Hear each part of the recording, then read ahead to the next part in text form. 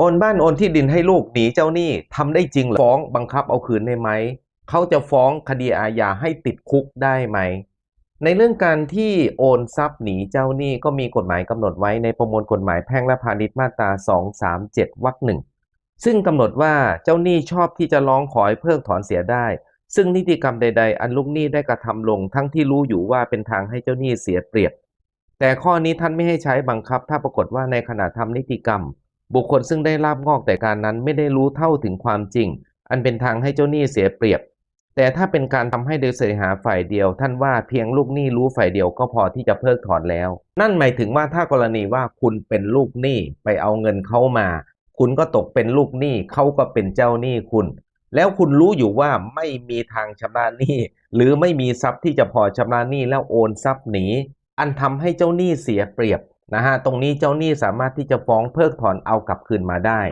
นั่นคือนับตั้งแต่เวลาที่คุณเอาเงินเข้ามาก็เกิดสิทธิ์ในการที่เจ้าหนี้จะฟ้องติดตามได้เลยเว้นแต่กรณีว่าเป็นการโอนขายหรือมีค่าตอบแทนแล้วบุคคลภายนอกซึ่งได้ทรัพย์นั้นไปไม่ได้รู้ถึงเหตุที่คุณเป็นลูกหนี้เจ้าหนี้ตรงนี้กฎหมายถือว่าไม่สามารถที่จะไปฟ้องเพิกถอนได้เพราะก็บอกว่าความข้อนี้ไม่ให้ใช้บังคับถ้าบุคคลซึ่งได้ลาภงอกนั่นก็คือบุคคลซึ่งมาซื้อทรัพย์ไปโดยที่ไม่รู้ว่าคุณเป็นหนี้เขาก็สามารถที่จะ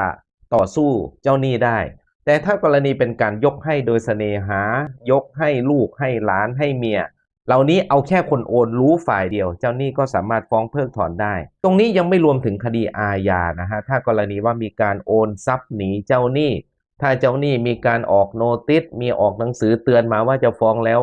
คุณไปโอนหนีตรงนี้ประมวลกฎหมายอาญามาตรา350กำหนดโทษจำคุกไว้ไม่เกิน2ปีปรับไม่เกิน 40,000 บาทนั่นคือถ้าเขาจะใช้สิทธิ์ทางศาลมาแล้วออกโนติสมาว่าจะฟ้อง